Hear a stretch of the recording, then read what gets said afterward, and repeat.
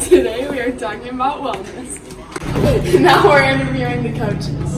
Alright, so we're here with Coach Beasting, and we're going to talk about physical wellness. So to start, what is physical wellness? To me, physical wellness is being able to do just your normal daily activities and having, at ease to do that, not having to struggle with walking or slow jogging and be able to do, lifetime activities with ease. Why is physical wellness important? And it's important if you're going to live a long, healthy life. You can't neglect your, physical activity and expect to live, until your 70s or 80s.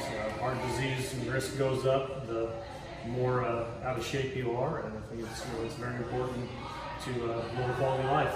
Alright, thank you. We're here with Coach Kingsland, and we are going to talk about physical wellness with him. So to start off, what is physical wellness? Physical wellness, there's so much to it. Where do I start? Let's start with sleep. I know sometimes you think about that as being a physical part of wellness, but we are a sleep-deprived nation, and so we're not getting enough sleep. Therefore, it's proven in studies your brain doesn't function the way it should. Even though you think maybe you're doing your top performance, but if you're being sleep-deprived, that means like sleep interrupted at night, if your cell phone's buzzing, or if you're on your cell phone late, or the videos you watch until you go to sleep does not get you into a good sleep. So there's ways to get into a good sleep. My students do meditation, and that's one way you could do that at night as part of your healthy physical wellness. Another part is the physical side of it. What we do, we try to get our heart rate up in PE and get moving. We're also an obese nation, and so we're having a problem with being sleep deprived and overweight. Obesity is tied to all sorts of diseases like type 2 diabetes, some cancers, heart disease, high blood pressure, the list goes on and on. So I know right now a lot of people your age might not be thinking about, I've got to worry about type 2 diabetes, but it's just good habits at your age to get into and things that you can continue for the rest of your life, like good sleep, working out 30 minutes a day if you can get that in, being active, and then I know you guys are going to talk about the nutrition side of it, but also eating like nutritious food. Why is physical wellness important?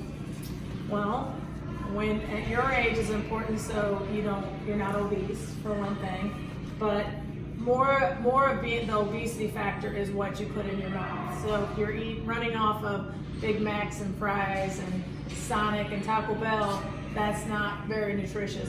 There's nothing like, when you eat, you want to eat closest to the actual food, like the food source, so an apple type thing, or if you're going to have a pork chop, not processed food. So I mean, that's really the most important thing as far as your physical wellness, putting good stuff in your body, because when you don't, your body, there's a long process to it, but your body takes it and says, what is this? Stores it as fat. So the more junk we put in, the body can only use a little bit of it for nutrients, stores the rest as fat. So that's why obesity is a problem, and you need to do it so we don't get obese and we don't get diseases from what causes that. Obesity is basically inflammation in your body. The more inflammation you have, the more diseases that you're going to be prone to when you get older. All right, thank you. Here. All right, we're here with Chloe Hirsch, and why is physical and mental health and wellness important? It helps you stay active. We're here with Sam Lawson, and we're going to talk about physical wellness. So why is it important to have good physical health and wellness?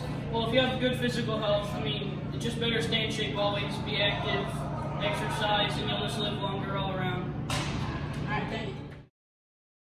Now we're interviewing the counselor. We are with Ms. Braun talking about social and emotional wellness. So first off, what is social and emotional wellness? To me, social and emotional wellness is just making good decisions and just kind of being healthy. We think a lot of times when we think about health, we think about our physical health. We don't think about taking care of ourselves and making good choices and how that affects us. As far as social wellness, I think thinking about who you're hanging out with, thinking about the activities that you're in, trying to do positive things that are going to make you feel good about yourself and feel good about the things that you're doing. Emotional wellness, I think, goes right along with that social wellness because you're going to feel better and feel happier whenever you are involved in positive things. That's why I always encourage kids to try to get involved in school activities, and you're going to build relationships with people in those, and you're going to find common interest.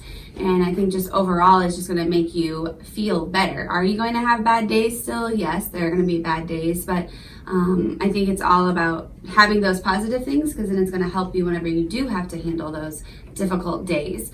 And then I think going right along with that is thinking about coping skills. Like when you do have a bad day or something bad happens, how do you handle it? Does it make your whole world come crashing down? Or are you able to figure out some ways that you can work through those problems or go to trusted adults in your life that are going to help you if you just really don't know what to do? I mean, and that's kind of why I'm here. So, why are social and emotional wellness important? Because who wants to walk around feeling sad all the time, feeling bad about themselves? I mean, we're supposed to exercise and eat right to make us physically feel well, but our mental health is just as important. And so if you're not feeling healthy and feeling well in those regards, then everything is just going to be a lot harder, whether it's trying to balance your schoolwork and your social life and your chores and other obligations you have. You gotta have to find that balance. And it's the same thing if we eat really bad and we eat a bunch of junk food and then it makes our belly hurt, then we know it's because of that. And it's the same thing whenever you're not socially and emotionally well, you're not gonna feel good either. All right, thank you, Ms. Brown. You're welcome. Man.